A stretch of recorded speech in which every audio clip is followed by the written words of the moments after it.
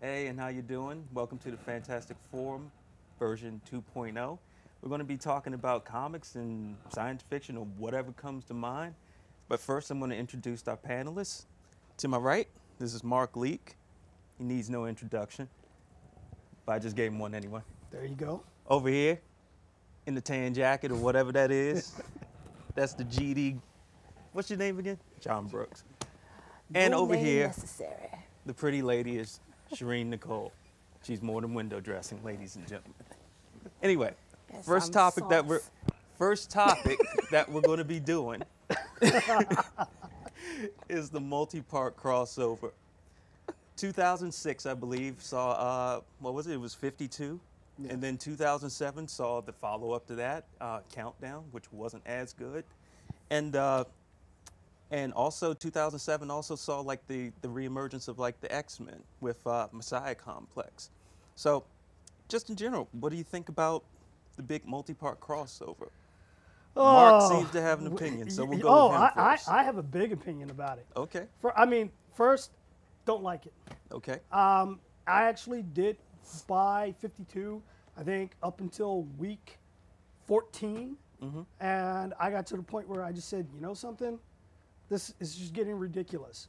First of all, it's me, traditionally, yeah, I buy comics, I like reading them, the storyline and the art. But I feel as if all of a sudden the comic company they're wanting to ram this down my throat and having forced me to buy 5 and 6 other books just to keep with the storyline. You know, can't you keep the storyline all in one book? I don't need to buy this series over here, this series over here, this series over here, just to keep the storyline and keep following along. Especially when it's out of order. Correct. Yeah. That's true. I mean, like, you're jumping all over the place, and for me now that, okay, granted, yes, I'm an adult, and I can afford to buy books. right. But again, your base, where is the comic company? Where is their base? You know, I really feel bad for people who are under like 18 years old, Right. little kids. Now you're blowing your entire allowance. Where are you spending your money? Well, that's the thing. I don't think most kids under the age of 18 are going to be in a comic shop blowing their money. Like, I think that, like, you know, comics in general have become like the hobby of, like, you know, it's an adult hobby now. Just as surely as, like, you know, like, I don't know, like, you know, model plane building is or something like that, or, you know, owning, like, you know, toy trains. You know, it's an expensive hobby. That's a whole nother subject. Brooks, what do you think? I think, well, for one, that multi-part crossovers are for us, for people who know comics history, and they throw all these tidbits at you that a casual reader just wouldn't get. You wouldn't understand what OMAC is important for. You wouldn't Right. understand, like, some of the other rare people that they bring back for a crossover. And the only thing is, well, one, I like for them to be good, which is rare. And I really want them to have a purpose. And sometimes they have these huge crossovers, and at the end, nothing's different. Except maybe one person has died. Right. And you spent like $20 just so you can kill this one person. And it's kind of lame. Yeah, it really is. Getting into the Messiah Complex, Right. which it had a lot of action, where something people thought would kind of, which they thought kind of would distract us. But the main story wasn't explained at all. Like Right. the whole reason for the Messiah Complex, what the baby who's the center of the story turns out to be, is so far off the chain. You have no idea what is going on. See, And it's See, just- I hear you, because like my problem with the Messiah Complex, and you know, just for full disclosure, I didn't really read it. But the thing is like the thing that turned me off was after the whole House of M thing, we were told there are only going to be 198 mutants. It's going to be that way for a good little while. And then 2 years later, it's like, here's the Messiah Complex. We're bringing the mutants back. Yay! And it was just kind of cynical, and it was just like, you know, here's some more money to throw down the well. But anyway, Sherin, what do you think? I don't have too many thoughts on it because I'm more of a second tier reader than you guys are. Yeah, but you did read 52, right? I read 52, and I liked 52 because when it works, it's nice, because something like 52, where it wasn't as scattered as some of the other things, and you also learned a lot. Like, 52 was great for learning about characters and the history of DC, so that really worked. But in general, maybe I don't read them because they're too scattered, or I do feel like I'm being forced into something simply so that the company can make extra money. You know, and it's hard to go and find all of the stuff, and then, like, I think it was with, like, the Sinestro Corps, Right. where you're finding out stuff that the main storyline hasn't told you yet in somebody else's book, and you're like, wait a minute, I'm not supposed to know that yet. Right. And that's really annoying. I think if they take the time to do it properly, I mean, that's easy to say, but don't give me, you know, that's like I'm watching my favorite television show out of order, or I'm watching CSI Miami and I learned something I haven't found out on CSI New York yet, which is probably a bad example, but it's annoying. Right. So I think for the most part, what we're all saying is we're really annoyed with them. And, and only do it when it works, like with 52, where they just kind of ran through it and it was fun and interesting. Yeah, something like 52, just for me personally, gets the benefit of the doubt because, you know, you'll probably never see in one place and time again that much talent in one place where, you know, it's like there's Grant Morrison, there's Jeff Johns, there's Greg Rucka, there's Mark Waid, and they're all working to do the same thing. So something like that totally gets my respect. But then you kind of get like these kind of like money grabbing books, like, you know, at least to me, Countdown, where it feels like DC has finally found a formula for basically getting more money out of your pocket every week. Right. And then suddenly there's Countdown to Adventure, Countdown to Mystery, Countdown to Final Crisis, Countdown to, you know, whatever. And then the next thing you know, you have a bunch of books that you feel like you should be reading, but you don't necessarily care to read them. So you know what I do? What's that? I wait until it's all said and done. I go to the comic store and I buy the graphic novel. Trade paperback. There you go. Right. Bam. So that, oh, I've got it all and I'm not now having to go. Or you could just read previews and be done with it. I'm not buying a trade of Countdown Arena.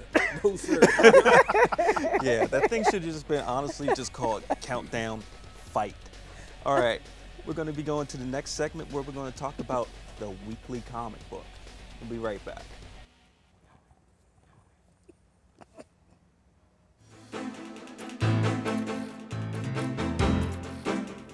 This is your BPD Newsbrief, spoofing you up to date on the weird, wild worlds of the various super, meta, hyper-augmented, magically endowed characters that populate the pages of your favorite geeks.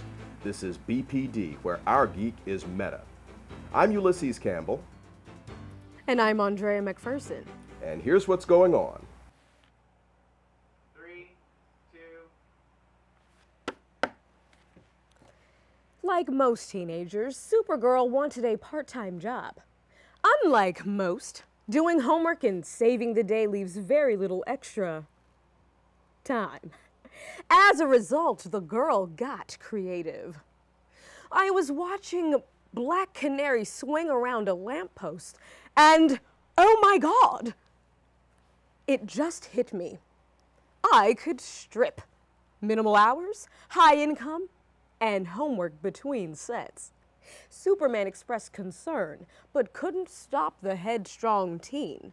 Instead, he insisted she have a mentor who could handle themselves if things got hectic. Stripperella, who was the logical choice and was happy to take on the job, said, "I'm not doing much these days anyway. Maybe this could get me into the JLA." When asked if she was surprised by the news, Power Girl said, "Me? Shocked? Why do you think I wear this costume in the first place?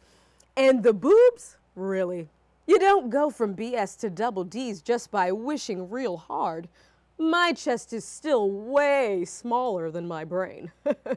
Potential Supergirl oglers should know that Batman is keeping an eye on things at the strip club, and Green Arrow has been stopping by to make sure it's all on the up and up. Scientists attending the World Scientific Conference on Interdimensional Theory and Mechanics presented results of a study that has determined that alternate universe evil duplicates are not as tough as their good counterparts. The study, which included antimatter universes as well as alternate dimensions, was conducted jointly by Star Labs, LexCorp, Stark Enterprises, Roxxon Corporation, and international experts in temporal theory and interdimensional engineering. Dr. Wolfgang von Slag, project leader, says, "For many years, the prevailing theory has been that the evil duplicates were much stronger and had much greater endurance and resistance to pain. But that isn't really the case. Our studies indicate that the evil duplicates are merely perceived as being tougher." His colleagues are in full agreement. Professor Lu Chen of Star Labs said, "As the evil duplicates will frequently dress more provocatively and exhibit scars or other deliberate body markings or piercings, this leads the casual observer to conclude a certain level of toughness and potential belligerence. When you add the factor of the evil duplicate's tendencies towards ruthlessness in contrast to the more thoughtful actions of their good counterparts, the perception becomes even greater." The findings of the study further indicate that it is actually the good counterparts who exhibit the greater endurance, tenacity, and mental discipline that tend to define true toughness.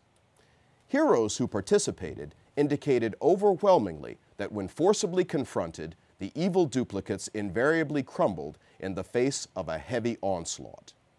The research validates the time-honored convention of good ultimately being stronger than evil. Back to you, Jim. You can always visit us on the web at this address, http://buglesplanet.blogspot.com/. Check us out on the net at this address. Tune in next week for more of your BPD Newsbrief. Thanks for joining us and have a pleasant tomorrow.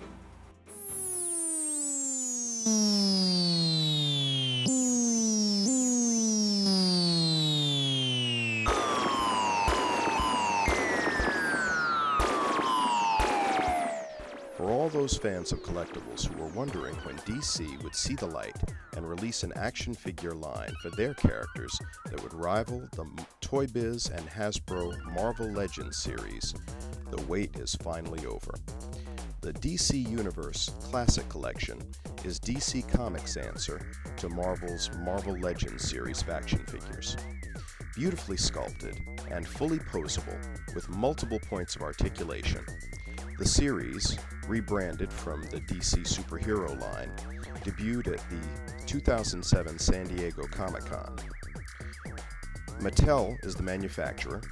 It features 2-packs, Build-A-Figures, the Collect and Connect figures, and the DC Universe Classic collection is based on the art of George Perez. Series 1 featured the Build-A-Figure of Metamorpho, action figures Batman, Penguin, Orion, the Demon Etrigan, and the Red Tornado. Series 2 featured Build-A-Figure Gorilla Grodd, Firestorm, both classic and modern versions, Aquaman, Harlequin, Superman Red and Superman Blue, and Black Manta. Series 3 featured the Build-A-Figure of Solomon Grundy, action figures Sinestro, Deathstroke the Terminator, Nightwing, Robin, and Green Lantern. Series 4 featured Build-A-Figure Despero with Wonder Woman, Cyborg, Captain Atom, and Batman Beyond. Series 5 featured Mr. Miracle, Hawkman, Dr. Impossible, Killer Moth, and Captain Marvel. There are 12 sets currently, with the 13th, which is slated for release. The DC Universe Classic Collection.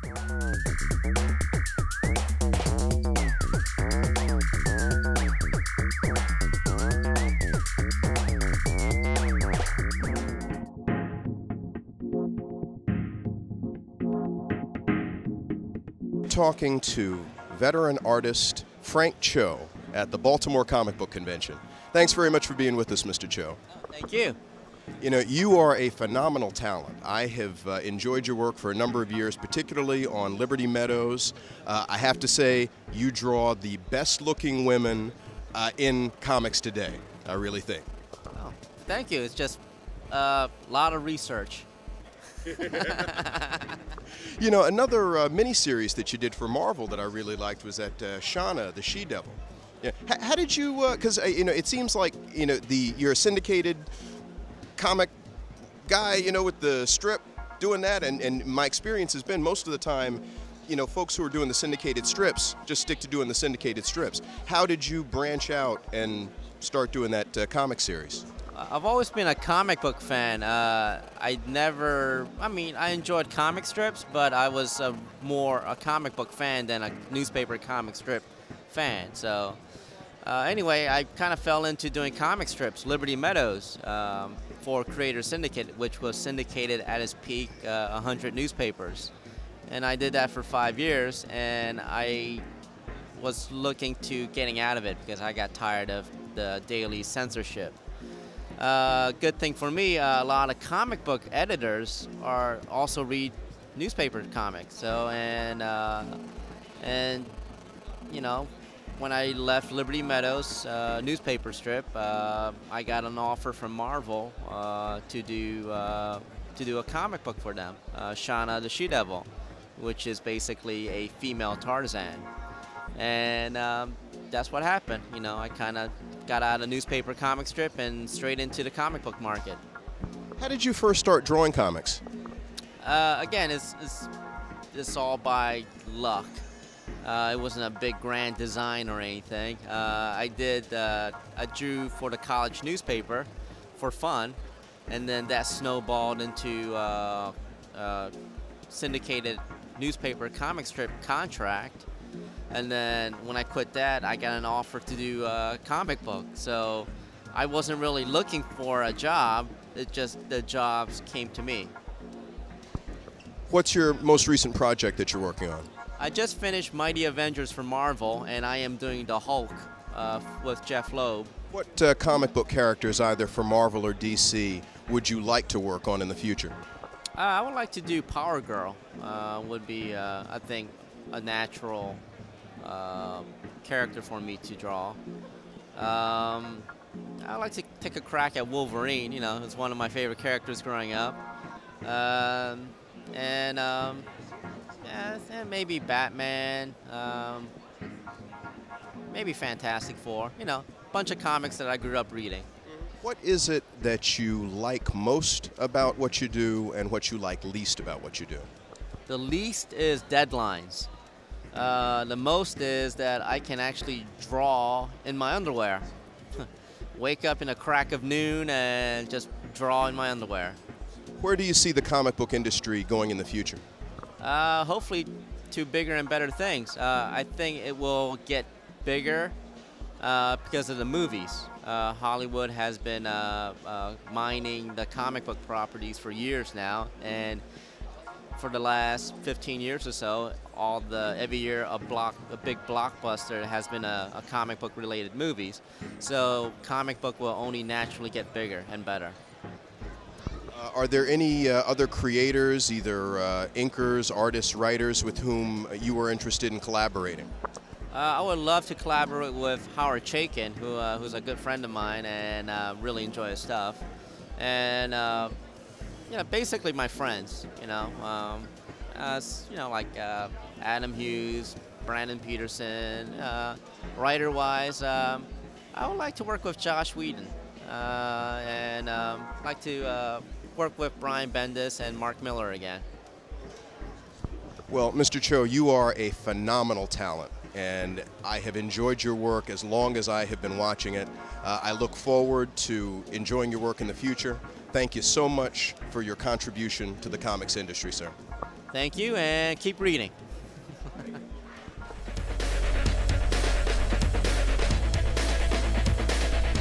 Okay, and we're back to the Fantastic Forum.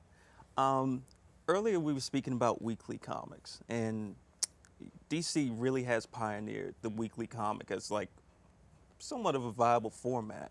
We talked about 52, we talked about Countdown, which is now Countdown to Final Crisis. Next, well, actually this year we're going to be getting well, they actually haven't named it yet, but another weekly comic. And essentially, this year, Marvel has turned Spider-Man into a weekly comic. So what are your feelings on like the weekly comic format? Is it actually viable? Is it something that you believe in? Is it something that you're willing to spend right now about $12 a month on? Any thoughts? I mean, for me, it's I don't like the weekly comic only because hey, I don't make it to the comic shop on a weekly basis. I remember actually probably about 10, 15 years ago, Marvel actually took some of their books, and during the summertime, they said, "Oh, we're gonna release X-Men, twice a month now, just for the summer." I thought that was a great idea. Summertime, a lot of people have more free time, but for me, and I've seen it, and I've talked to some of the artists doing a weekly series. Do we actually realize for a lot of the really good artists out there, it takes them time to be able to do enough pages for a book. So if you are doing a weekly series, odds are, in my opinion, the art's not going to be of the quality that I like. It's with artists I like, obviously Jim Lee, Mike Grell, artists like that. It's those guys, it takes them,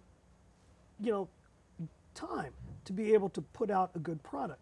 In a weekly series, I just seen so many weekly series or specials that come out, and it's all boom, boom, boom, and the art just doesn't really, it's not of good quality.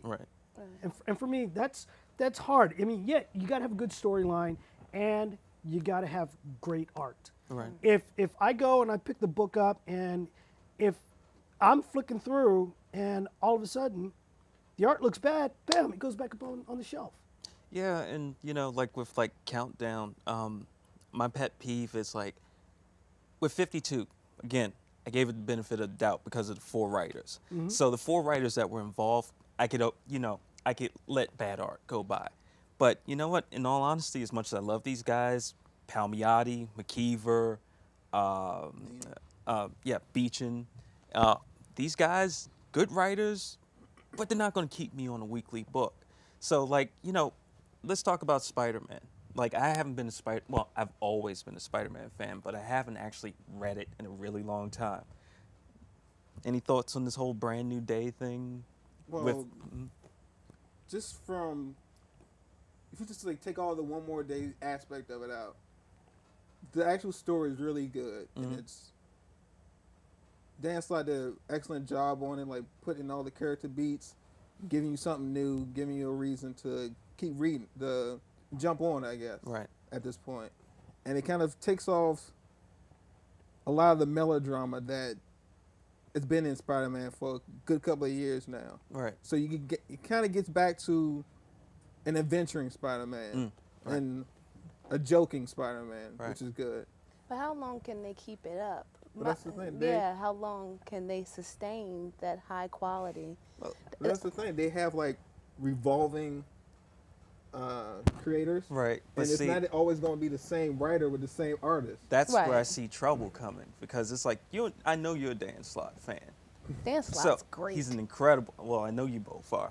But see, we're going to get to a point where Zeb Wells is going to be writing Amazing Spider-Man, and so I'm kind of interested to see what's going to happen once Zeb Wells becomes the Amazing Spider-Man writer. It's like, will those numbers stay the same? Will there be a plateau? Will there be like spikes all across the board for certain writers? Because Steve Wacker, who actually like edited 52, is going to be editing Amazing Spider-Man. So right now, I'm pretty sure he's sort of hedging his bets against what this book could eventually be. So it's like, so any thoughts? Well, I mean, like you said, it's a matter of being able to sustain it, even with revolving writers, when you get to a point where the writing may not be as good or the art may not be as good. Plus, I think that a weekly comic book should be left to things that are special.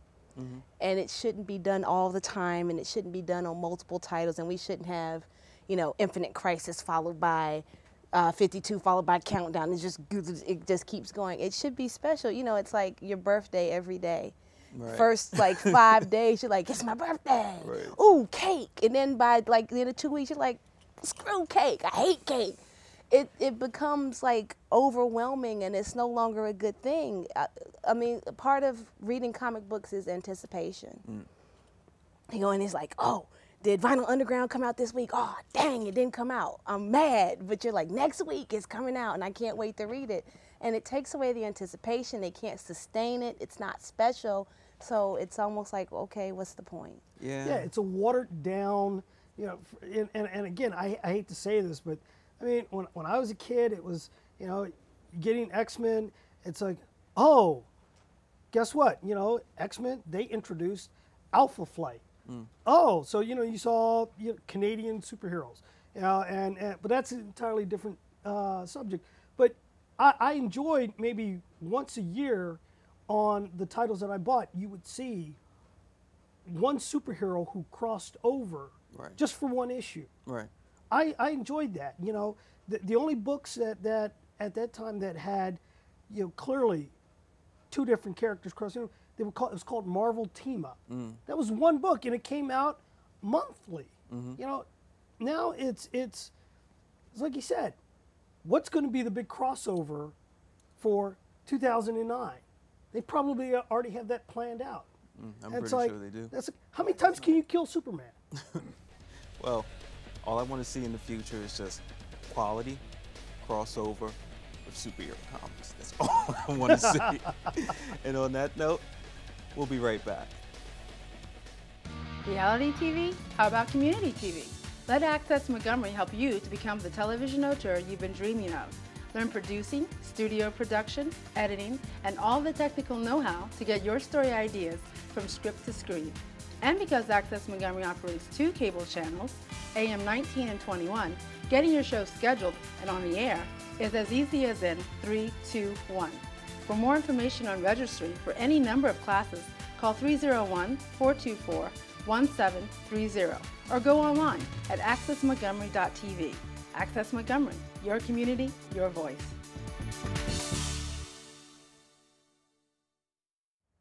All right. Well, we're done with another edition of Fantastic Forum. I'd like to thank the guests, and I'd like to thank you for watching. We'll be back. Take care.